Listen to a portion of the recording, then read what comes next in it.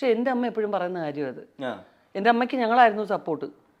അച്ഛൻ ദേഷ്യപ്പെട്ട് അടുത്ത് വരുമ്പോൾ അച്ഛാ എൻ്റെ അമ്മ എന്ന് പറഞ്ഞ് ഞങ്ങളെല്ലാം കൂടെ കാക്കക്കൂട്ട് കല്ലെറിഞ്ഞതുപോലെ അച്ഛൻ അപ്പോഴേ പേടിച്ച് ഓടും. അച്ഛൻ ഞങ്ങളുടെ കൂട്ടത്തിൽ ഒരാളായിട്ട് എൻ്റെ അമ്മയെ കണക്കാക്കിയിരുന്നത്. അച്ഛനും അമ്മയും തമ്മിൽ 10-15 വയസ്സിന് കൂടുതൽ വ്യത്യാസം ഉണ്ടായിരുന്നു. അപ്പോൾ അമ്മ ഞങ്ങളുടെ കൂടെ കളിക്കും. അമ്മയുടെ അത്രയും കോമഡിയും ആ സെൻസും ഒന്നും ഞങ്ങളുടെ ആർക്കും കിട്ടിയിട്ടില്ല. കൽപ്പന ചേച്ചിക്ക് ഒരു ചെറുതായിട്ട് കിട്ടിയിട്ടുണ്ടെന്നുള്ളേ ഉള്ളൂ. കോമഡി ചെയ്യുന്നതിനും പറയുന്നതിനും ഇൻഹിബിഷൻ ഉണ്ടാവാൻ പാടില്ലല്ലോ. എൻ്റെ മുഖം ഗോഷ്ഠിയാവോ എന്ന് വിചാരിച്ചാൽ ഒരിക്കലും ഒരു കോമഡി ചെയ്യാൻ പറ്റില്ല. അപ്പം അതൊക്കെ എന്ന് പറയുന്നത് ആ കുട്ടികളോടുള്ള സ്നേഹം കൊണ്ട് തന്നെ കേട്ടോ. അപ്പോൾ ആരാവണമെന്ന് ചോദിച്ചു കഴിഞ്ഞാൽ എൻ്റെ ഓർമ്മയിൽ ആദ്യം ഞാൻ എൻ്റെ അമ്മയെ പോലെ ഇമിറ്റേറ്റ് ചെയ്താൽ പഠിച്ചത്. അമ്മയായിരുന്നു കൂട്ടുകാരി.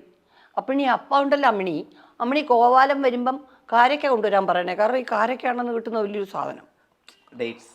അതാണ് അത്. ഡേറ്റ്സ് എന്തൊന്നും അറിഞ്ഞൂടാ. അതൊക്കെ ഇപ്പം കേൾക്കുന്ന വാക്കല്ലേ കാരക്ക. അന്ന് കാരക്ക എന്ന് പറയുന്നത് ഈ ജോമെട്രി ബോക്സിൽ ഇട്ടുകൊണ്ട് കലച്ചേച്ചി മിരിച്ചേച്ചി സ്കൂളിൽ പോയി മത്സരിക്കുന്ന ആ സാധനമൊക്കെയാണ്. ഈ പുളിഞ്ചിക്ക അങ്ങനത്തെ സാധനങ്ങളാണ്. ഇലുമ്പമ്പുളി എന്ന് പറയത്തില്ലേ. അപ്പോൾ ഇതൊക്കെയാണൊരു നിധിയായിട്ടൊന്ന് കൊണ്ടുപോകുന്നത്. പിന്നെ ഇങ്ങനെ വെച്ച് ഇങ്ങനെ ആക്കുന്നൊരു ചുടക്ക് കിട്ടുമായിരുന്നു അന്ന്. ഇതൊക്കെ ഇത് ആരാണ് കൂടുതൽ സമയം. അപ്പോൾ മിനിച്ചേച്ചി കവിളിൽ നെറ്റിയിൽ എൻ്റെ തലയിലൊക്കെ കൊണ്ടുവച്ച് തട്ടും. എന്നിട്ട് ചോദിച്ചാൽ തരത്തേയില്ല. അപ്പോൾ ഒരു ആ ലോകം എന്ന് പറയുന്നത് ഒരു കളങ്കം ഉണ്ടായിരുന്നില്ല. വലിയ വലിയ മോഹങ്ങളില്ല. ഇപ്പോൾ അതല്ലല്ലോ നമുക്ക്. ഇപ്പം എന്തെല്ലാം നോക്കേണ്ടിയിരിക്കുന്നു. ഇത് വൈറലാവും അത് വൈറലാവും. ഇന്നലെ സംസാരിച്ചത് ഗൗരി നന്ദയ്ക്ക് വിഷമം വന്നു. അത് ആ കാര്യം ചോദിച്ചപ്പോൾ ആ പയ്യനെ ചേച്ചി കളിയാക്കുന്ന പോലെ പറഞ്ഞു.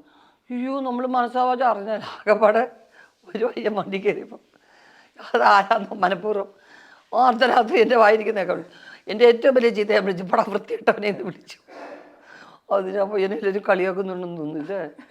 ആരാണോ ഏത് ചെറുക്കനാണോ കൂട്ടത്തിൽ കഷ്ടം. എന്ത് ചെയ്യാൻ.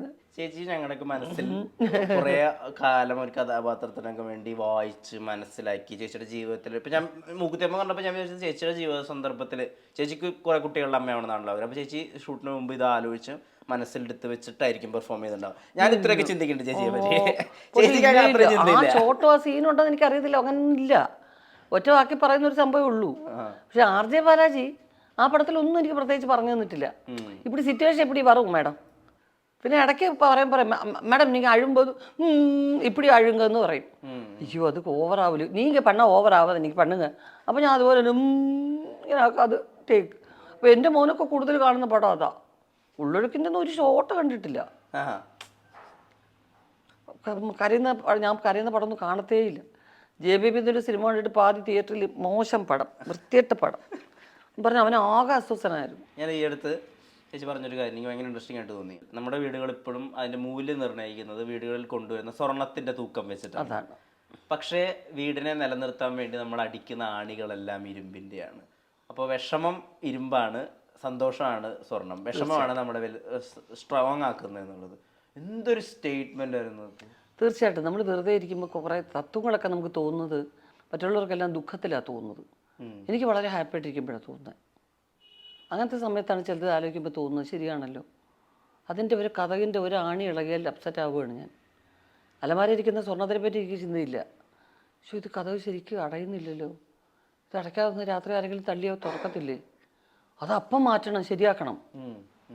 അപ്പം അത് എൻ്റെ സംരക്ഷണം ഈ സാധനമാണ്. അപ്പോൾ നമ്മൾ അങ്ങനെ ചിന്തിപ്പിക്കുകയാണ് ഓരോന്നും. അപ്പോൾ നമ്മൾ നോക്കിയപ്പം ഒരു കാര്യം അറിയാൻ വയ്യാതെ ഒരു കുട്ടിയെ പോലൊക്കെ ജീവിച്ചു കുറേ കാലം. ഒരു പ്രത്യേക ഘട്ടത്തിൽ മനസ്സിലാക്കിയിരുന്ന മുഴുവൻ തെറ്റാണ് എന്ന് തോന്നിയപ്പോൾ ഒരു ചീറ്റിങ്ങിനെ പറ്റിയുള്ളൊരു ചിന്തയുണ്ടല്ലോ. ഇതിങ്ങനെ മനസ്സിൽ കിടന്നുണ്ടാകുന്ന ചില കാര്യങ്ങളാണ്. അപ്പോഴാണ് മനസ്സിലായത് നമുക്ക് അത് മനസ്സിലാക്കാൻ ദൈവത്തിന് ഇത്രയും ചെയ്യേണ്ടി വന്നു. അല്ലെങ്കിൽ ഞാനൊന്നും പഠിക്കുകയില്ല. ആരെങ്കിലും പറയുന്നുണ്ടോ ഉർവശി നീ ഇത്രയും നിഷ്കളങ്കയാവല്ലേ, അങ്ങനെ പറഞ്ഞവരുണ്ടോ? ഒത്തിരി പേര്. എൻ്റെ ഫ്രണ്ട്സ്, എന്നെ അറിയാവുന്ന എൻ്റെ ക്ലാസ്മേറ്റ്സ്, എൻ്റെ ഫ്രണ്ട്സൊക്കെ പറയുമല്ലോ. അങ്ങനെ എല്ലാവരെയും അങ്ങനെ വിചാരിച്ചിട്ട് അങ്ങനെ ആവരുത്. ഞാൻ പറയുന്നത് പോസിറ്റീവായിട്ട് വിചാരിക്കാനാണ് എനിക്കിഷ്ടം. എൻ്റെ ചുറ്റിനും നെഗറ്റീവ് വൈബ് ഉണ്ടാകുന്ന എനിക്കിഷ്ടേ അല്ല. എല്ലാവരെയും സംശയ ദൃഷ്ടിയോടുകൂടി നോക്കി കുഴപ്പക്കാരനാണോ ഇങ്ങനെയാണോ ഒന്നുമില്ല. കുഴപ്പമുണ്ടാക്കുമ്പോൾ എൻ്റെ സ്വഭാവം മാറും, അത് വേറെ കാര്യം. അതുവരെ എന്തിനാ കുഴപ്പക്കാരനാണോ എന്നും പറഞ്ഞിട്ട് ഞാൻ എന്തിനാ നെഗറ്റീവ് ആവുന്നത്? അതെനിക്കിഷ്ടമല്ല. അതിനോട് ആ തത്വം എനിക്ക് എന്തോ ഒരു ക്രാബ് ആപ്പിൾ ആവാൻ എനിക്കിഷ്ടമല്ല. അപ്പോൾ ഒരു സയൻറ്റിസ്റ്റിന് ഒരു വെള്ള പേപ്പർ കാണുമ്പോൾ അല്ലെങ്കിൽ അതുപോലെ ഒരു മൈന്യൂട്ടുള്ള റോക്കറ്റ് ഉണ്ടാക്കുന്ന ഒരു ശാസ്ത്രജ്ഞൻ അതിൻ്റെ ഒരു ചെറിയ സ്ക്രൂവിന് എന്തെങ്കിലും പ്രശ്നമുണ്ടോ എന്ന് ആദ്യം അതാണ് നോക്കേണ്ടത്. അത് അദ്ദേഹത്തിൻ്റെ ഉത്തരവാദിത്വമാണ്. അത് കുഴപ്പമുണ്ടോയെന്ന് വേണം ആദ്യം നോക്കാൻ. പക്ഷെ ഞാനൊരു കലാകാരിയാണ്. അതിലൊരു കടുക് അതിൻ്റെ അളവിൽ നന്മയുണ്ടോ എന്ന് നോക്കണം, കഴിവുണ്ടോ എന്ന് നോക്കണം, എന്നിട്ട് അതിനെ വാനോളം പുകഴ്ത്തണം. അപ്പോഴതൊരു വലിയ ഒരു കല ഉണ്ടാവുള്ളൂ. അപ്പോൾ അതല്ലേ എൻ്റെ തിയറി. എപ്പോഴും പഠിക്കാൻ ഭയങ്കര ആഗ്രഹമുണ്ട്. അത് തീർച്ചയായിട്ടും. ഞാൻ നല്ല സ്റ്റുഡൻ്റ് ആയിരുന്നു. എനിക്കറിയാം, നല്ല ക്ലാസ്സിലൊക്കെ നല്ല സ്റ്റുഡൻ്റ് ആയിരുന്നു. അപ്പോൾ ജഗദമ്മയെ കുറിച്ച് എന്താ ചോദിക്കാൻ? ജഗദമ്മ ഞാൻ ചോദിക്കാം. കുറെ പുതിയ ടാലന്റ്. കാരണം ജഗദമ്മ പഠിക്കണമെന്ന് ഒത്തിരി ആഗ്രഹിച്ചിട്ട് 7ാം ക്ലാസ്സിൽ പഠിത്തം നിർത്തേണ്ടി വന്നു അമ്മയെ നോക്കാനായിട്ട്. ഇതുവരെ അമ്മ എന്നെ നോക്കി, ഇനി ഞാൻ അമ്മയെ നോക്കണം എന്ന് പറഞ്ഞ ജീവിതം ഇത് ത്യജിച്ച ഒരു പെൺകുട്ടിയാണ്. ജഗദമ്മയിൽ വരുമ്പോ ഇപ്പൊ കൈലാഷൊക്കെ ചേച്ചിയുടെ അഡ്മയർ ആയിരിക്കും എന്തായാലും. അതെ അതെ. അപ്പൊ ഈ ബഹുമാന സാധനം പൊളിയണല്ലോ, എന്നാലല്ലേ സീൻ സിങ്കായി വരുള്ളൂ. ഇതിന് ചേച്ചി എന്താ ചെയ്യാ? വിഷ്ണു ഇപ്പൊ എങ്ങനെയായിരിക്കുന്നത്? എന്നെ ആദ്യം കണ്ടപ്പം ഇപ്പൊ കണ്ടപ്പോൾ ഒരു വ്യത്യാസമുണ്ട്. എന്നെ സംബന്ധിച്ച് ഞാൻ എൻ്റെ കംഫർട്ട് സോണിലേക്ക് അവരെ കൊണ്ടുവരികയാണ് പതിവ്. അവര് കംഫർട്ടാണെങ്കിൽ, പക്ഷെ അവർ ഈ ദുർമുഖരാണെങ്കിൽ ഞാൻ പെട്ടെന്ന് അതോടുകൂടി പണി നിർത്തി ഓക്കെ താങ്ക് യു എന്ന് പറഞ്ഞു പോകും. അല്ലാത്തവരൊക്കെ നമ്മുടെ അതിലേക്ക് വരും. അങ്ങനെ അകത്ത് നിൽക്കുകയില്ല, ഞാൻ അങ്ങോട്ട് പോവുക പതിവ്. അല്ലാതെ അവരെന്നെ റിസീവ് ചെയ്യുന്നുണ്ടോ ഞാൻ നോക്കാറേ ഇല്ല. എന്നെ കണ്ടവർ എണീക്കുന്നുണ്ടോ എന്നെ കണ്ടു. പക്ഷേ ഒരു കാര്യം ശീലിച്ച ഒരു കാര്യമുണ്ട്, ഹായ് പറയാൻ എനിക്ക് പഠിച്ചിട്ടില്ല. കൊച്ചു പിള്ളേരായാലും ഒരു നമസ്കാരം ആദ്യവും പറയും. അപ്പോൾ തിരിച്ച് സ്ഥിരമായിട്ടൊരു ഹായ് ആണെന്നുണ്ടെങ്കിൽ മക്കളെ ഹായ് വേസ്റ്റ് ആക്കരുത്, കുറച്ച് നമസ്കാരം എൻ്റെ കയ്യിൽ ഇരിപ്പുണ്ട്, ഞാൻ കൊടുത്ത് ചിലവാക്കും, തിരിച്ചെനിക്ക് നമസ്കാരം വേണം എന്ന് ഞാൻ പറഞ്ഞേക്കും. അത് ഞാൻ കേട്ട് ആദ്യമായിട്ട് നമ്മൾ അഭിവാദ്യം ചെയ്യുമ്പോൾ നമ്മുടെ ഒരു കൾച്ചറിലുള്ള വാക്ക് പറയണമെന്നുള്ളതിൽ എനിക്ക് വളരെ നിർബന്ധമാണ്. ഈ വാക്കുകളിൽ പിടിച്ചിട്ട് ചേച്ചി കോമഡി ഉണ്ടാക്കുന്നതും ഞാൻ ശ്രദ്ധിച്ചിട്ടുണ്ട്, വളരെ രസമാണ്. അപ്പോൾ അവിടെ വഴുക്കാനൊന്നും ഉണ്ടായിരുന്നില്ലല്ലോ, എനിക്ക് വഴുക്കണമെന്ന് തോന്നി ഞാൻ വഴുക്കി. മനുഷ്യനായ ഇങ്ങനെ വഴി പോലെ നടക്കുമോ? ഇങ്ങനെ പട്ടി പോലെ നടക്കാനൊക്കെ എനിക്കൊന്ന് വഴിക്കണ്ടേ? മനുഷ്യനായ ഒന്ന് വഴുക്കലാണ് അതിന്റെ ക്യാഷ് പോയിന്റ്. അത് മനസ്സിലാക്കിയിട്ട് അങ്ങനെ ചെയ്യുന്നതാണ്. തീർച്ചയായിട്ടും. അത് രാജശേഖരൻ പറഞ്ഞു തരുമ്പോൾ തന്നെ അങ്ങനെ തന്നെയാണ്. അങ്ങനെ സാധാരണ വഴുതുക, ഞങ്ങളുടെ കൊല്ലം സ്ലാങ്ങിൽ വഴുക്കൽ എന്നില്ല, അതിനകത്ത് വഴുതുക തെന്നുക എന്നൊക്കെ ഉള്ളൂ.